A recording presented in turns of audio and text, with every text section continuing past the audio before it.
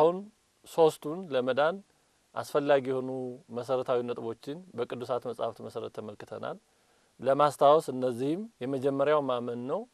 ሁለተኛው ደግሞ በዛ ላይ ተመስርቶ ለመዳን አስፈላጊ የሆኑ ሚስጥራትን ሚስጥረ ጥምቀትን ሜሮንንና ሚስጥረ ቁርባንን መፈጸም ነው።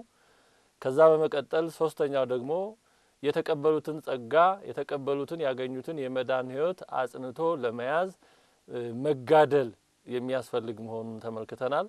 አራተኛውና የመጨረሻው የምንመለከተው ለመዳን አስፈላጊ የሆነው ነገር ክርስቲያናዊ መልካም ስራ መስራት ነው። ቅዱስ ጳውሎስ ለመዳን እምነት አስፈላጊ መሆኑን ደግሞ ደጋግሞ እንደተናገረ ሁሉ ለመዳን ክርስቲያናዊ መልካም ስራም አስፈላጊ መሆኑንም በመልእክታቱ እንዲሁ ደግሞ ደጋግሞ ተናግሯል።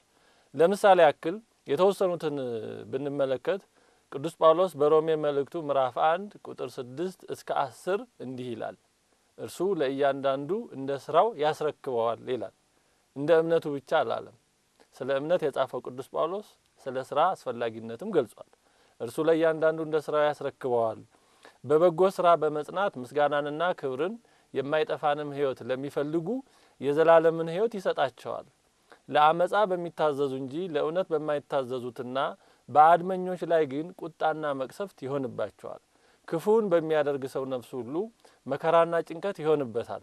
አስቀድሞ በአይሁዳዊ ደግሞም በግሪክ ሰው ነገር ግን በጎ ስራ ለሚያደርጉ ሁሉ ምስጋናና ክብር ሰላምም ይሆንላቸዋል ይላል።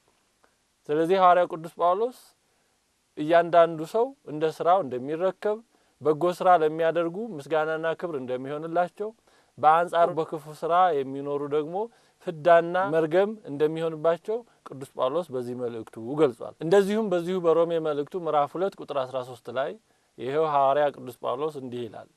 በእግዚአብሔር ፊት ሕግን የሚያደርጉት ይጸድቃሉ እንጂ ሕግን የሚሰሙ ጻድቃን አይደሉምና ይላል። ስለዚህ ሕግን የሚያደርጉ ትእዛዛተ እግዚአብሔርን የሚፈጽሙ ጻድቃን እንደሚሆኑ ይገልጻል። መድኃኒታችን ኢየሱስ ክርስቶስም በአንድ ወቅት አንድ ሰው ወደ እርሱ ቀርቦ የዘላለምን ሕይወት እንዳገኝ ምን መልካም ነገር ላድርግ ብሎ በጠየቀው ጊዜ የመድኃኒታችን የኢየሱስ ክርስቶስ መልስ እንዲህ የሚል ነበር። ወደ ሕይወት መግባት ብትወድ ግን ትእዛዛትን ጠብቅ ነው ያለው። ስለዚህ ወደ ሕይወት ለመግባት ትእዛዛትን መጠበቅ አስፈላጊ መሆኑን ራሱ ባለቤቱ መድኃኒታችን ኢየሱስ ክርስቶስ አስተምሮናል፣ ነግሮናል። እመን ብቻ አይደለም ያለው፣ በእምነት ብቻ ትድናለህ አይደለም ያለው። ትእዛዛትን ጠብቅ፣ ወደ ሕይወት ለመግባት ብትወድ ግን ትእዛዛትን ጠብቅ ብሎታል። መድኃኒታችን ኢየሱስ ክርስቶስ ለቅዱስ ዮሐንስ ወንጌላዊ በራእዩ እንዲህ ብሎታል። ራእየ ዮሐንስ ምዕራፍ 20 ቁጥር 12 እስከ 13 ሙታንንም ታናናሾችንና ታላላቆችን በዙፋኑ ፊት ቆመው አየሁ። መጽሐፍትም ተከፈቱ። ሌላ መጽሐፍም ተከፈተ፣ እርሱም የሕይወት መጽሐፍ ነው። ሙታንም በመጽሐፍ ተጽፎ እንደነበረ እንደ ስራቸው መጠን ተከፈሉ ይላል። ሙታንም በመጽሐፍ ተጽፎ እንደነበረው እንደ ስራቸው መጠን ተከፈሉ ይላል። ይቀጥልና ባህርም በእርሱ ውስጥ ያሉትን ሙታን ሰጠ፣ እያንዳንዱም እንደ ስራው መጠን ተከፈለ ይላል። ስለዚህ እያንዳንዱ የተከፈለው እንደ እምነቱ መጠን ብቻ አይደለም፣ እንደ ስራው መጠን ነው የሚለው። እንዲያውም እዚህ ላይ እምነትን አያነሳም። እምነት ስለማያስፈልግ አይደለም፣ እምነት መሰረት ነው። በእምነታቸው ተመስርተው በሰሩት ስራ መጠን ዋጋቸውን ወይም ፍዳቸውን እንደተከፈሉ ቅዱስ መጽሐፍ ይነግረናል። በድጋሚም ራእየ ዮሐንስ ምዕራፍ 22 ቁጥር 12 እስከ 13 በራእዩ መጨረሻ ላይ መድኃኒታችን ኢየሱስ ክርስቶስ ለቅዱስ ዮሐንስ ወንጌላዊ እንዲህ ብሎታል። እነሆ በቶሎ እመጣለሁ፣ ለእያንዳንዱም እንደ ስራው መጠን እከፍል ዘንድ ዋጋዬ ከኔ ጋር አለ። ለእያንዳንዱ እንደ ስራው መጠን እከፍል ዘንድ ዋጋዬ ከእኔ ጋር አለ። አልፋና ኦሜጋ ፊተኛውና ኋለኛው መጀመሪያውና መጨረሻው እኔ ነኝ ይላል። ራእየ ዮሐንስ ምዕራፍ 22 ቁጥር 12 እስከ 13 ሐዋርያው ቅዱስ ጳውሎስም በመጀመሪያ የቆሮንቶስ መልእክቱ ምዕራፍ 3 ቁጥር 8 ላይ ይህንን ሐሳብ ይነግረናል። የሚተክልና የሚያጠጣ አንድ ናቸው፣ ነገር ግን እያንዳንዱ እንደራሱ ድካም መጠን የራሱን ደሞዝ ይቀበላል። እያንዳንዱ እንደራሱ ድካም መጠን የራሱን ደሞዝ ይቀበላል። ስለዚህ በፍርድ ቀን እውነተኛ ዋጋ በሚሰጥበት ቀን መልካም ለሰሩ መልካም ዋጋ፣ ክፉ ለሰሩ ደግሞ የክፋት የኃጢአት ምርጫቸውን ፍዳ በሚሰጥበት ቀን እያንዳንዱ የሚከፈለው እንደ ስራው መጠን መሆኑን ቅዱሳት መጻሕፍት ደግመው ደጋግመው እየነገሩን፣ አንድ ሰው መልካም ስራ ቢሰራም ባይሰራም ዋጋ የለውም ማለት እንዴት ይቻላል? ይሄ ፈጽሞ ከመጽሐፍ ቅዱስ አስተምሮ ጋራ የሚቃረን አስተሳሰብ ነው። መድኃኒታችን ኢየሱስ ክርስቶስም በመዋዕለ ሥጋዌ ባስተማረው ትምህርቱ እንዲህ ብሏል። በመቃብር ያሉት ሁሉ ድምጹን የሚሰሙበት ሰዓት ይመጣል አለ። መልካም የሚያደርጉ ለሕይወት ትንሣኤ፣ ክፉ የሚያደርጉ ለፍርድ ትንሣኤ ይወጣሉና በዚህ አታድንቁ ይላል። ስለዚህ ከጌታችን ጋር በክብር ለመነሳት የሚያበቃው መልካም ስራ መሆኑን ጌታችን ተናገረ። መልካም ያደረጉ ለሕይወት ይነሳሉ፣ ክፉ ያደረጉ ደግሞ ለሐሳር ይነሳሉ። መልካም ያደረጉት በክብር ይነሳሉ፣ ክፉ ያደረጉት ደግሞ በሐሳር ለመከራ ለኩነኔ ሊፈረድባቸው ይነሳሉ። ስለዚህ በትንሣኤ ዘጉባኤ እንዲሁም የእያንዳንዱን ሰው አነሳሱንና በጌታችን ፊት በክብር ወይም በሐሳር አቋቋሙን የሚወስነው በዚህ ዓለም ሳለ የሚሰራው የሚያደርገው መልካም ወይም ክፉ ስራ ነው ማለት ነው። መድኃኒታችን ኢየሱስ ክርስቶስ ባስተማረው ትምህርቱ ላይ 10 ደናግል መኖራቸውን ከነዛ መካከል 5ቱ ሰነፎችና 5ቱ ልባሞች እንደነበሩ በምሳሌ ያስተምሯል። በመጨረሻ ግን 10ሩም የጌታችንን የሙሽራውን መምጣት እየተጠባበቁ ሳለ ድንገት ባላሰቡት ሰዓት በኩለ ሌሊት ሙሽራ በመጣ ጊዜ 10ሩም እንገባለን መስሏቸው ሲከተሉ 5ቱ ልባሞቹ ከመብራታቸው ጋር ዘይት ይዘው ስለነበረ ከሙሽራው ጋር ወደ ሰርጉ ቤት ሲገቡ 5ቱ ሰነፎች ግን ከመብራታቸው ጋር ዘይት ያለያዙ ስለነበሩ ሊገቡ አልቻሉም። መብራታቸው አለቀባቸው። ከሌላም መዋስ መበረር አልቻሉም። ሄደው አለ ጊዜው እንገዛለን ብለው ሄደው ሲመለሱ የሰርጉ ቤት ተዘግቶባቸው አገኙ። ከዛ በኋላ ክፈትልን ቢሉ ከውስጥ ሆኖ ሙሽራው አላውቃችሁም ነው ያላቸው። ይሄ ምሳሌያዊ ትምህርት ነው። እንግዲህ 10ሩ ደናግል በሃይማኖት የሚኖሩ ከዛም በላይ በድንግልና ሕይወት ለመኖር የወሰኑ እንግዲህ የድንግልና ሕይወት ከባድ ተጋድሎ ነው። ያንን ተጋድሎ እንኳን መብራት በተባለ እምነታቸው ውስጥ መልካም ስራ ስለሌለበት 5ቱ ሰነፎች ተብለው ወደ ሰርጉ ቤት ከሙሽራው ጋር ሊገቡ አልቻሉም። ስለዚህ እስከ ድንግልና ሕይወት ድረስ ደርሰው እግዚአብሔርን እንዲህ ባለ መልኩ እንኳን እንከተላለን ብለው መብራት ማለትም ሃይማኖት ብቻ ባዶ ቅጠል ብቻ ሆነው ፍሬ ስላልተገኘባቸው ከሙሽራው ጋራ ወደ ሰርጉ ቤት ሊገቡ አልቻሉ። ስለዚህ ሰው ከመብራት ሃይማኖቱ ጋራ ዘይት መልካም ክርስቲያናዊ ስራ ዘይት እግዚአብሔር የሚከብርበት መልካም ስራ ካልያዘ ከክርስቶስ ጋራ ወደ ክብሩ ጉባኤ ሊገባ አይችልም ማለት ነው። ይህንን መድኃኒታችን ኢየሱስ ክርስቶስ ራሱ ያስተማረው ትምህርት ነው። ከዚሁም ጋር አያይዞ መድኃኒታችን ኢየሱስ ክርስቶስ ስለመጨረሻ የፍርድ ቀን ሲናገር በቀኙ የሚቆሙትን መልካም ስራቸውን ተናግሮ አመስግኖ ነው ኑ ሀቤ ቡሩካኑ ለአቦዬ ብሎ የአባቴ ቡሩካን ወደ እኔ ኑ ብሎ አመስግኖ ወደ ዘላለማዊ መንግስቱ የሚያስገባቸው መንግስተ ሰማያትን የሚያወርሳቸው መልካም ስራቸውን ተናግሮ ነው። ተርቤ አብልታችሁኛልና፣ ተጠምቼ አጠጥታችሁኛልና፣ ታርዤ አልብሳችሁኛልና፣ እንግዳ ሆኜ ተቀብላችሁኛልና ወዘተርፈ ብሎ መልካም ስራቸውን ተናግሮ ነው። ይሄ በእምነት ላይ ተመስርቶ የሚሰራ መልካም ስራ ነው። ለተቸገሩ ሰዎች ስለ ክርስቶስ ሲሉ የተራበ ያበሉ፣ የተጠማ ያጠጡ፣ የታረዘ ያለበሱ፣ የታሰረ የጠየቁ፣ የታመመ የጠየቁ፣ እንግዳ ሆኖ የሚመጣውን የተቀበሉትን መልካም ስራ ሰርተዋልና ጌታችን ይህን መልካም ስራቸውን መስክሮ አመስግኖ ወደ ዘላለማዊ ሕይወት ግቡ ይላቸዋል። በአንጻሩ በግራው የሚቆሙትን በፍየል የተመሰሉትን ኃጥአን ደግሞ በዚህ አንጻር ይወቅሳቸዋል። ተርቤ አላበላችሁኝም፣ ተጠምቼ አላጠጣችሁኝም፣ ታርዤ አላለበሳችሁኝም፣ ታምሜ አልጠየቃችሁኝም፣ ታስሬ ወደ እኔ አልመጣችሁም፣ እንግዳ ሆኜ ብመጣ አልተቀበላችሁኝም ብሎ ይወቅሳቸዋል። ምክንያቱም ይሄ ሊሰሩ የሚችሉት መልካም ስራ ነበረ። ተርቤ አላጠገባችሁኝም አይደለም ያለው፣ አላበላችሁኝም ነው። ምክንያቱም ሰው አላጠገብክም ቢባል አቅሜ ስለማይችል ነው ወዘተርፈ ሊል ይችላል። ሰውን መስጠት እንጂ ማጥገብ ላይቻልም ይችል ይሆናል። ታምሜ አልፈወሳችሁኝም አላለም። ምክንያቱም መፈወስ የእግዚአብሔር ስልጣን ነው፣ የሰው ስልጣን አይደለም። ሰው ግን መጠየቅ ይችላል። ታስሬ አላስፈታችሁኝም አላለም። ምክንያቱም ሰው ማስፈታት ላይችል ይችላል፣ ሄዶ መጠየቅ ግን ይችላል። ስለዚህ መስራት ይችሉ የነበረውን ስራ ስላልሰሩ ጌታችን ወቀሳቸው። ከዛም በኋላ ሁሩም እኔ ርጉማን ውስተ እሳት ዘላለም ዘተደለው ለሰይጣን ወለመላእክቲሁ ነው ያላቸው። ለሰይጣንና ለመላእክቱ ወደ ተዘጋጀ ዘላለማዊ እሳት ከኔ ሂዱ እናንተ ርጉማን ነው ያላቸው። ምክንያቱም እግዚአብሔር ያን ቅጣት ያዘጋጀው ለሰው አልነበረ። እግዚአብሔር ለሰው ገሃነመ እሳትን ቅጣትን አላዘጋጀም። ግን ሰዎች ክርስቶስን ትተው ከክርስቶስ ይልቅ ዲያብሎስን መርጠው ከመልካም ስራ ይልቅ ክፉ ስራን መርጠውና ወደው ያንን ከሰሩ የምርጫቸውን እንዲያገኙ ማድረግ የእግዚአብሔር የባህሪው መገለጫ ነው። እግዚአብሔር ፍትሃዊ አምላክ ነው፣ ያልፈለጉትን አይሰጥም። ስለዚህ እግዚአብሔር አምላካችን በፍርድ ቀን ሰው እንደ ስራው በቀኝም ይሁን በግራ የሚቆምበትን ሁኔታ የሚወስነው በዚህ ዓለም ሳለ የሚሰራው መልካም ወይም ክፉ ስራ መሆኑን መድኃኒታችን ኢየሱስ ክርስቶስ እንዲህ ደግሞ ደጋግሞ አስተምሮናል። ሐዋርያው ቅዱስ ያዕቆብም በመልእክቱ የእምነትና የስራን የማይነጣጠል መሆን አንዱ ያለ ሌላው ዋጋ የማያስገኝ ምውት መሆኑን በመልእክቱ በአጽንኦት ተናግሯል። እንዲህ ይላል ሐዋርያው ቅዱስ ያዕቆብ፣ ወንድሞቼ ሆይ እምነት አለኝ የሚል ስራ ግን የሌለው ሰው ቢኖር ምን ይጠቅመዋል ይላል። እምነቱስ ሊያድነው ይችላልን? እንደዚሁም ስራ የሌለው እምነት ቢኖር በራሱ የሞተ ነው። ስራ የሌለው እምነት በራሱ የሞተ ነው። አንተ ከንቱ ሰው ይላል። እምነት ከስራ ተለይቶ የሞተ መሆኑን ልታውቅ ተወዳለህን ይላል። በእምነት ብቻ ድናለሁ የሚለው ነው አንተ ከንቱ ሰው የሚለው።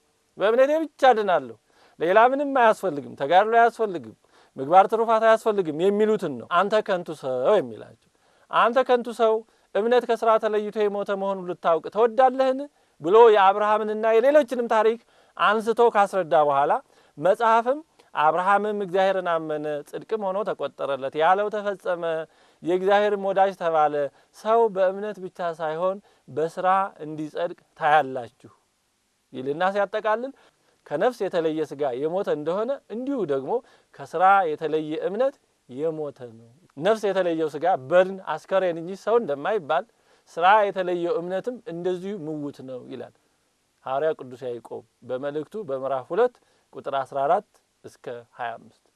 ስለዚህ ቅዱሳት መጻሕፍት ስለ እምነት አስፈላጊነት እንደሚነግሩን ሁሉ ስለ ምስጢራተ ቤተክርስቲያን አስፈላጊነት እንደሚነግሩን ሁሉ ስለ ተጋድሎ አስፈላጊነት ይነግሩናል። ስለ እነዚህ እንደሚነግሩን ሁሉ ስለ መልካም ስራም አስፈላጊነት ይነግሩናል።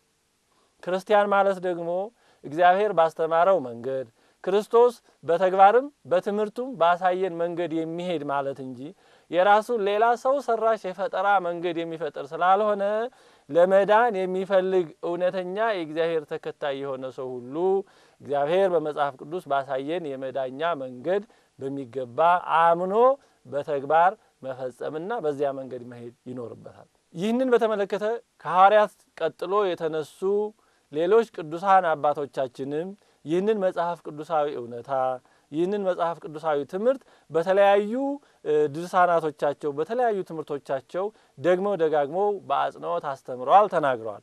ከነዚህ መካከል ለማሳያ ለአብነት እንዲሆን በጣም የተወሰኑትን አባቶች በዚህ ዙሪያ ከሰጧቸው ትምህርቶች መካከል የተወሰኑትን ብቻ እናስታውስ። ቅዱስ ጎርጎርዮስ ነባቤ መለኮት እንዲህ ይላል፣ ወደዚህ በረከት ፈጥነህ ደስ እያለህ እየዘለልክ ግባ ይላል። ወደ መዳን በረከት ማለት ነው። በዚያም ሁለት ዘርፍ የሆነውን ተጋድሎ ለመጋደል ጀምር ይላል። ሁለት ዘርፍ ነው ተጋድሎ ይላል። ምንና ምንድናቸው እነዚህ ተጋድሎች? ይህም በመጀመሪያ ራስህን በማንጻት ለሚስጥረ ጥምቀት ማዘጋጀት ነው። በመቀጠልም በጥምቀት ያገኘኸውን ጸጋ ለመጠበቅ መጋደል ነው። ስለዚህ ተጋድሎ ሁለት ዘርፍ ነው። አንደኛው በጥምቀትና በሚስጥራት የሚገኘውን ጸጋ ለማግኘት የሚደረገው ነው። ሁለተኛው ደግሞ ከዛ በኋላ የሚደረገው ተጋድሎ ነው ይላል። በመጀመሪያ የሌለን የነበረውን በረከትና ድህነት ማግኘትና ካገኘነው በኋላ ደግሞ ያን ጸጋ አጽንቶ መያዝና መጠበቅ እኩል ፈታኞችና ተጋድሎን የሚጠይቁ ነገሮች ናቸውና ይላል። መጀመሪያ ወደ ምስጢራት መጥቶ በጥምቀት በቁርባን የሚገኘውን ጸጋ ማግኘትም ተጋድሎ ይጠይቃል። ይህን ጸጋ ከተቀበሉ በኋላ ይህን ጸጋ አጽንቶ መጠበቅም እኩል ተጋድሎ ይጠይቃል ይላል ቅዱስ ጎርጎርዮስ ነባቤ መለኮት። ይቀጥልና የምትፈልገውን ጸጋ ለማግኘትና ያለህን ለማጽናት ትጋሃ ሌሊቶች፣ አጽዋማት፣ መሬት ላይ መተኛት፣ ጸሎታት፣ አንብዕ እንባ ማለት ነው፣ ለተቸገሩት ማዘንና መመጾት እና የመሳሰሉት መንፈሳዊ ምግባር ትሩፋት ታላቅ እገዛና ጠቀሜታ አላቸው ይላል ቅዱስ ጎርጎርዮስ ነባቤ መለኮት። ቅዱስ ዮሐንስ አፈወርቅ ደግሞ የሮሜ መልእክትን በተረጎመበት ትርጓሜው ላይ እንዲህ ይላል፣ ስለዚህም በዘመነ ወንጌል የምትኖር አንተ እንዲህ ባለው ታላቅ የጸጋ ዘመን እየኖርክ ራስህን ለመልካም ስራና ለተጋድሎ ሰነፍና ደካማ አታድርግ። ለክርስቲያናዊ ስራና ለተጋድሎ ሰነፍ የሆነ ሰው ከእምነት በኋላም እንኳ ሊድን አይችልምና ትግሉና ተጋድሎ ቀላል የሆነልህ አንተ ታሸንፍና ድል ታደርግ ዘንድ ነው እንጂ እንድትተኛ ወይም የተሰጠህን ጸጋ ታላቅነት ለስንፍና ሽፋን አድርገህ በሐኬት እንድታንቀላፋና ራስህን ከመልካም የተጋድሎ ሕይወት ውጭ እንድታደርግ አይደለምና ይላል ቅዱስ ዮሐንስ አፈወርቅ በሮሜ መልእክት ትርጓሜው። ቅዱስ ቄርሎስ ዘኢየሩሳሌም ደግሞ እንዲህ ይላል፣ አንድ ጌታ፣ አንድ እምነት፣ አንድ ጥምቀት አለ። በፍጹም ነፍሳችን በፍጹም ልባችንና በፍጹም ኃይላችን የምናምነው ይህንን ነው። ከኢየሱስ ክርስቶስም በቀር በሌላ በማንም መዳን የለም። የምናምነውና የምንከተለው ይህንን ነው። እንዲሁም መልካም ስራዎች ያለ እውነተኛ ሃይማኖት በእግዚአብሔር ዘንድ ተቀባይነት እንደሌላቸውም እናውቃለን። እውነተኛ ሃይማኖትም ያለ መልካም ስራዎች በእግዚአብሔር ዘንድ ተቀባይነት እንደሌለው እናምናለን ይላል ቅዱስ ቄርሎስ ዘኢየሩሳሌም። እንግዲህ በአጠቃላይ አንድ ሰው ለመዳን እምነት ምስጢራተ ቤተክርስቲያንን መፈጸም የተቀበለውን ጸጋ ለማጥራት መጋደልና መልካም ስራ መስራት ይኖርበታል ማለት ነው።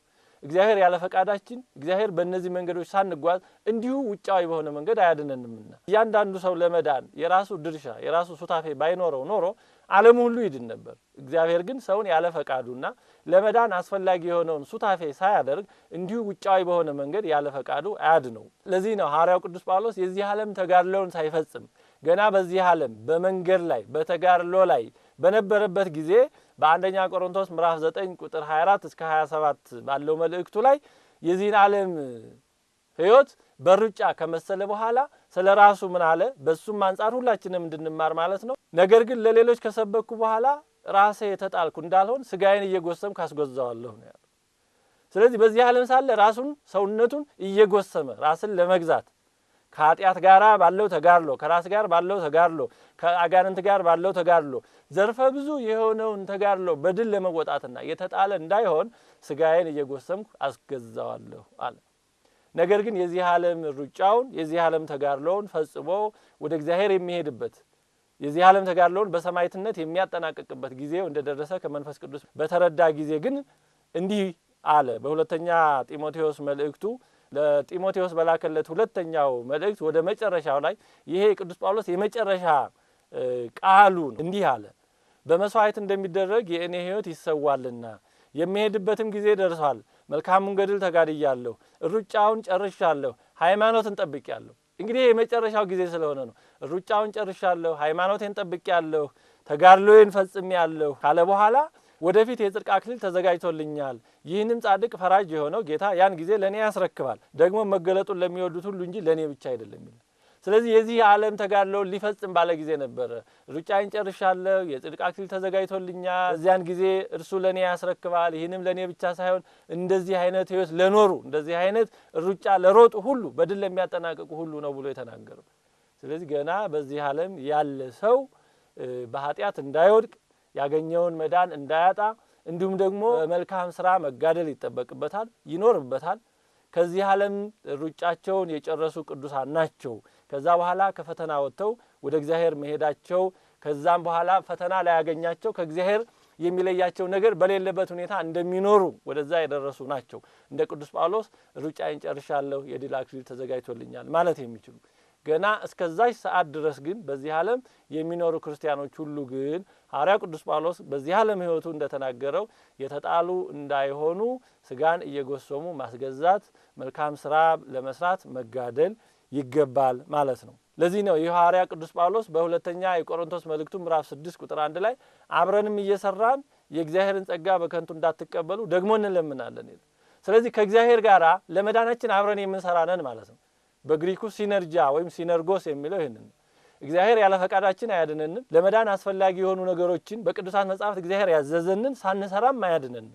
የራሳችን ምግባር ትሩፋት ጾም ጸሎት ምንም አይነት ምግባር ትሩፋት ተአምር ብንሰራም አንድንም አይደለም። እያንዳንዱ ክርስቲያን እንዳቅሙ የሚሰራቸው ጾም ጸሎት እንይቅርና 7 ዓመት በተከታታይ ያለማቋረጥ የተጋደለው ቅዱስ ጊዮርጊስና ሌሎችም ብዙ ዓመታትን በተለያየ ጸዋትወ መከራ የተቀበሉ ቅዱሳን ሰማዕታትም እንኳን ቢሆኑ መላ ዘመናቸውን የተቀበሉት መከራ ያፈሰሱት ደማቸው የተቀበሉት መከራቸው አይደለም የእግዚአብሔር መንግስት ለመውረስ ይቅርና አንድ ቅጽበት እንኳን ወደ መንግስተ ሰማያት ገባ ብለው መንግስተ ሰማያትን ለማየት አያበቃቸውም፣ ዋጋው አይሆንም። የእግዚአብሔርን ጸጋ የፍጡር ውጣውረድ የፍጡር ድካም ሊገዛው ሊዋጀው አይችልም። ስለዚህ እግዚአብሔር መንግስቱን የሚያወርሰን በቸርነቱ በአባትነቱ ነው። ለዚህ ነው ቅዱስ ጳውሎስ አብረንም እየሰራን የእግዚአብሔርን ጸጋ በከንቱ እንዳትቀበሉ ደግሞ እንለምናለን ይላል። ጸጋው እግዚአብሔር ነው፣ በከንቱ መቀበል ግን አይገባም አይቻልም። ስለዚህ የእግዚአብሔርን ጸጋ ለመቀበል ቅዱስ ጳውሎስ እንዳለ አብሮ መስራት ያስፈልጋል። ለዚህ ነው መዳናችሁን በመፍራትና በመንቀጥቀጥ ፈጽሙ ያለው። ይሄው ሐዋርያ ቅዱስ ጳውሎስ በሁለተኛ ቆሮንቶስ ምዕራፍ 7 ቁጥር 1 ላይ እንግዲህ ወዳጆች ሆይ የዚህ ተስፋ ቃል ካለን በእግዚአብሔር ፍርሃት ቅድስናን ፍጹም እያደረግን ስጋንና መንፈስን ከሚያረክሱ ሁሉ ራሳችንን እናንጻ ይላል። ስለዚህ በዚህ ዓለም ሕይወት ቅድስናን ፍጹም ማድረግ ስጋንና መንፈስን ከሚያረክሱ ነገሮች ራስን መጠበቅ ይህን ለማድረግ ደግሞ መጋደል ከዛም በተጨማሪ ደግሞ ክርስቲያናዊ መልካም ስራዎችን መስራት እጅግ ለመዳን ወሳኝ ነገር ነው ማለት ነው። በአንደኛ ጢሞቴዎስ ምዕራፍ 4 ቁጥር 8 እስከ 10 ላይም እንዲህ ይላል ሰውነትን ለስጋዊ ነገር ማስለመድ ለጥቂት ይጠቅማልና እግዚአብሔርን መምሰል ግን ያሁንና የሚመጣው ሕይወት ተስፋ ስላለው ለነገር ሁሉ ይጠቅማል። ይህ ቃል የታመነ ሁሉም እንዲቀበሉት የተገባ ነው ካለ በኋላ ይህን ለማግኘት እንደክማለንና ይላል። ስለዚህ በዚህ ዓለም ሁሉን ነገር ካገኘን ለምን መድከም አስፈለገ? ቅዱስ ጳውሎስ ነው ይሄን የሚለው። የሚያምን ቅዱስ ጳውሎስ ሚስጥራተ ቤተክርስቲያን የተፈጸሙለት ቅዱስ ጳውሎስ ጨርሻለሁ፣ ፈጽሜያለሁ፣ ምንም አልቀረኝም አይደለም ያለው።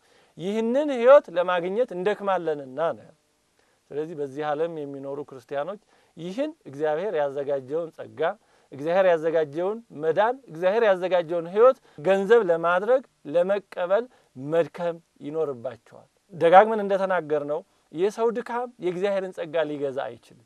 ነገር ግን እግዚአብሔር አብረን እንድንሰራ ግን በቅዱሳት መጻሕፍት አዞናል። ከዚህ የተነሳ እያንዳንዱ ሰው ለመዳን ምን ማድረግ እንዳለበት በቅዱሳት መጻሕፍት የተነገረውን አስማምቶ አዋህዶ በሚገባ በምልአት መረዳት መገንዘብ፣ ያንም ደግሞ በሕይወት መተግበር ይጠይቃል። አለበለዚያ አንዱን ጥቅስ ብቻ ይዞ ስለ እምነት የሚነገረውን ብቻ ይዞ እምነት ብቻ ነው ለመዳን፣ ስለ ስራም የተነገረውን ብቻ ይዞ ለመዳን ስራ ብቻ ነው፣ ሌላውንም እንደዚሁ አንዳንድ ወይም የተወሰኑ ጥቅሶችን ብቻ እንደ ራስ አመለካከትና ፍላጎት እየነቀሱና እየጠቀሱ እነዚህ ብቻ ናቸው ማለት መጽሐፍ ቅዱስን የእግዚአብሔርን ሐሳብ በአግባብ አለመረዳት ነው። ይህም ደግሞ ወደ ስህተትና ወደ ሞት ይወስዳል። በአንድ ሀገር 5 ማየት የተሳናቸውን ሰዎች ሄደው ዝሆንን ዳሰው ተመልሰው ስለ ዝሆን ገለጻ እንዲያደርጉ የቤት ስራ ተሰጣቸው ይባላል። እና እነዛ ሰዎች ሄደው የተለያየውን የዝሆኑን አካል ዳሰው መጥተው ይናገራሉ። የዝሆኑን ቆዳ የዳሰሰው መጥቶ ዝሆን ማለት አለ በጣም ጠንካራ የሆነ ቆዳ ያለው ነገር ነው። እጅግ በጣም ጠንካራ ነው። ጥይት የሚበሳው የማይመስል በጣም ሻካራና ጠንካራ ቆዳ ነው ዝሆን ማለት አለ። ሌላኛው ደግሞ ጆሮውን የዳሰሰው ዝሆን እንዴት እንዳሰበው ሲናገር ዝሆን ማለት እንደዚህ ሻካራ ነገር አይደለም፣ ለስላሳ ሰፋ ያለ ለስላሳ ቆዳ ነው አለ። ሌላኛው ደግሞ ኩምቢውን የዳሰሰው ደግሞ ሲናገር አይ አይደለም ነው፣ ሁለታችሁም ትክክል አላችሁ፣ ዝሆንን አላወቃችሁትም። ቀንደ መለከት ያለ ነገር ግን ለስላሳ ሳይሆን ሊተጣጠፍ የሚችል ነገር ነው ዝሆን ማለት አለ። ሌላኛው ደግሞ የዝሆኑን ጥርሱን የዳሰሰው አይ ሁላችሁም ልክ አይደላችሁም፣ ዝሆን ማለት እንደ ባልጩት ጥንክር ያለ እንደ ብረት የሚመስል የጠነከረ ነገር ነው አለ። እግሮቹን ሄዶ ዳሶ የመጣው ደግሞ ሁላችሁም ልክ አይደላችሁም፣ ዝሆን ማለት እንደ ምሰሶ የሆነ ነገር ነው አለ። እና ከአምስቱ ትክክለኛው የትኛው ነው? ዝሆን አንዱም ብቻ ሳይሆን ሁሉም ነው። ግን ሁሉም የሚያወሩት ስለ ዳሰሱት ነገር ብቻ ነበር። እና በቅዱሳት መጻሕፍት የተወሰኑ ሐሳቦችን ወይም አንዱን ጥቅስ ወይም አንዱን አስተሳሰብ ብቻ ይዞ ሌላው እንደሌላ አስመስሎ መናገር፣ እንደዛ ማስመስሎ ማስተማር ሰዎችን ራስንም ጭምር ወደ ስህተት ይወስዳል። እግዚአብሔር ከሰጠን የመዳን ሕይወት በውጭ ያደርጋል። እንዲሁም ደግሞ ሌሎችን ስለማሰናከልም ያስጠይቃልና ጌታችን እንዳስተማረን ሌሎችን የሚያሰናክል ደግሞ የወፍጮ ድንጋይ በአንገቱ ታስሮ ወደ ጥልቁ ቢገባበት ይሻለው ነበር እንዳለው ወደ ተሳሳተ ትምህርት እንዳንሄድ በተሳሳቱ ትምህርቶችም እንዳንወሰድ እግዚአብሔር አምላካችን ለመዳናችን አስፈላጊ መሆናቸውን ባሳየን በቅዱስ መጽሐፍ በተነገረን ትምህርት መሰረት አምነን በዛ መንገድ ኖረን እርሱ ያዘጋጀልንን ዘላለማዊ ሕይወት እንድንወርስ የእርሱ የአምላካችን ፈቃድ ይሁንልን። የእመቤታችን የንጽሕተ ንጹሐን የቅድስተ ቅዱሳን የወላዲተ አምላክ የቅድስት ድንግል ማርያም አማላጅነቷ የቅዱሳን ሁሉ የጻድቃን የሰማዕታት የደናግል የመነኮሳት የነቢያት የሐዋርያት የሁሉም ቅዱሳን አባቶቻችን እናቶቻችን በረከታቸው ከሁላችን ጋር ይሁን፣ አሜን።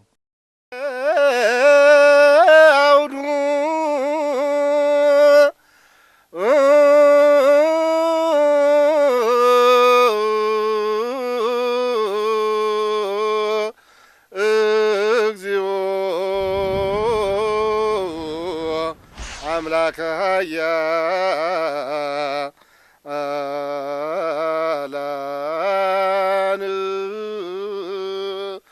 መኑ ከማ